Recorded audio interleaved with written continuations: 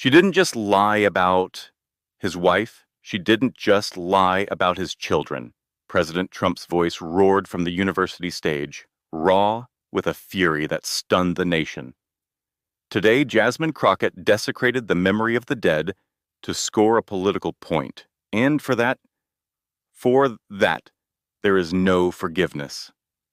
The war was supposed to be over. Jasmine Crockett was a political ghost, a walking headline for disgrace and failure.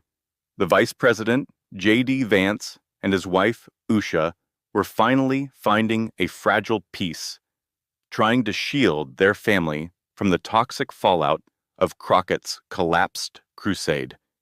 The nation had moved on, but a fire, even one burned down to embers, can have one last, violent flare-up before it dies. The attack came on a cool autumn morning.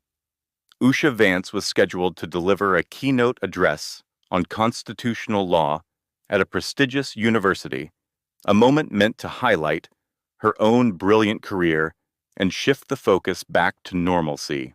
But as she and the vice president were preparing to leave, the internet began to stir. Jasmine Crockett had crawled out from her political grave for one last act of desecration. She appeared on a radical, conspiracy-fueled podcast, her face pale and her eyes burning with a feverish intensity. This time, her target wasn't Usha's citizenship or character.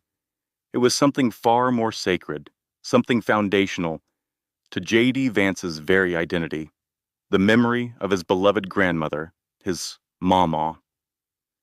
I have spent weeks investigating the real story behind J.D. Vance, Crockett announced, her voice a venomous whisper.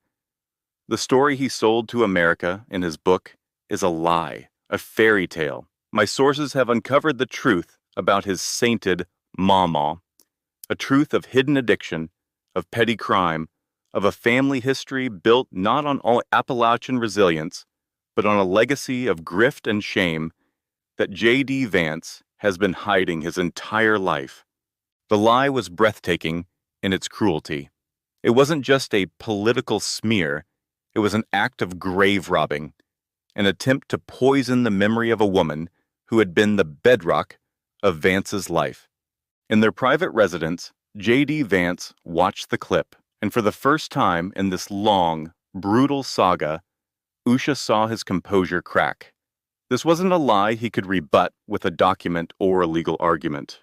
This was a violation of something deeply personal and sacred.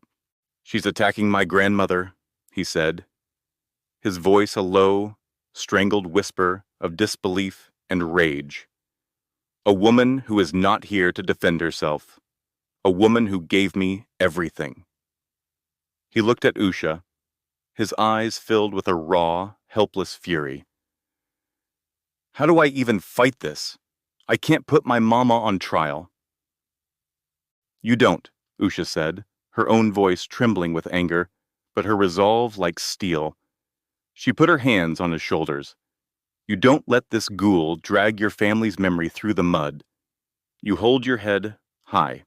I will go give my speech. You will stand by my side. We will show the world what real family honor looks like. We will not let her win by destroying this day." Vance went to the Oval Office to inform the president. Trump saw the look on his vice president's face, a look of profound personal pain he hadn't seen before, and something inside the president seemed to snap. The strategic, calculating chess master was gone, replaced by a fiercely protective lion. "No," Trump said, his voice dangerously quiet. "This is not something you endure. This is not something you rise above.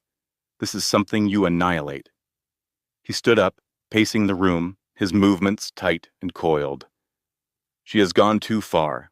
There are lines, and the dead are a line you do not cross." He looked at Vance. "You go with your wife. You support her. You be the man your mama raised you to be. And you leave Jasmine Crockett to me." The university auditorium was packed. Usha Vance walked onto the stage to a warm, sustained applause. She delivered a brilliant, powerful speech on law and liberty, never once hinting at the vile attack that had been launched just hours before. J.D. Vance watched from the front row, a stoic, proud husband. As Usha finished her speech and the audience rose to their feet in a standing ovation, the university president stepped to the podium to thank her, but before he could speak, the doors at the back of the auditorium burst open. Secret Service agents streamed in, securing the stage. The crowd gasped. Through the doors strode President Donald J. Trump. He walked onto the stage with a purpose that was terrifying to behold. This was not the charming politician or the strategic commander-in-chief. This was a man consumed by a righteous, white-hot fury. He shook the university president's hand, hugged Usha, and then asked J.D. Vance to join him at the podium. He stood between them, a human shield, and faced the stunned audience and the live-streaming cameras.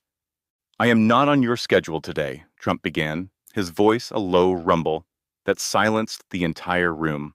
"I am here because today I witnessed an act so vile, so disgusting, so profoundly un-American that I could not, as president, stay silent."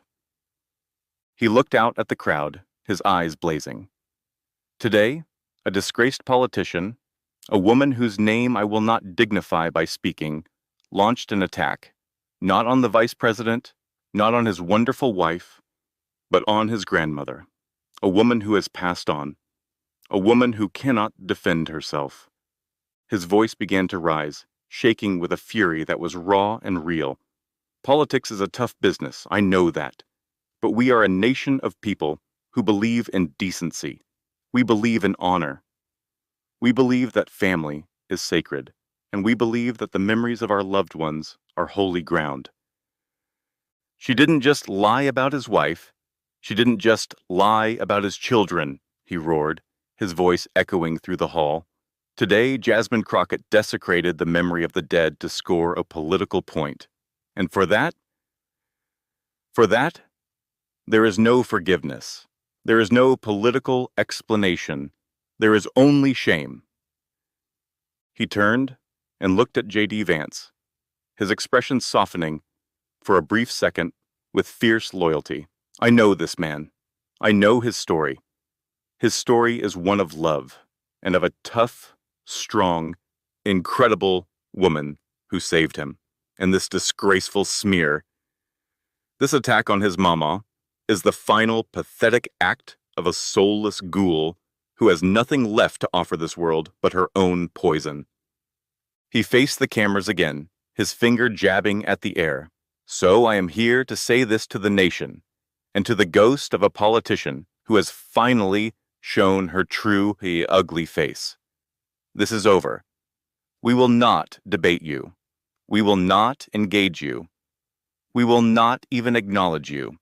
You are a disgrace to your office, a disgrace to your party, and a disgrace to every decent family in this country. You have proven yourself to be an enemy of all that we hold dear." He pulled the microphone from its stand, holding it like a weapon. "Your attacks on this family are done. They are finished. Because now you have made it personal with me. And that is a fight, I promise you, you will never, ever win."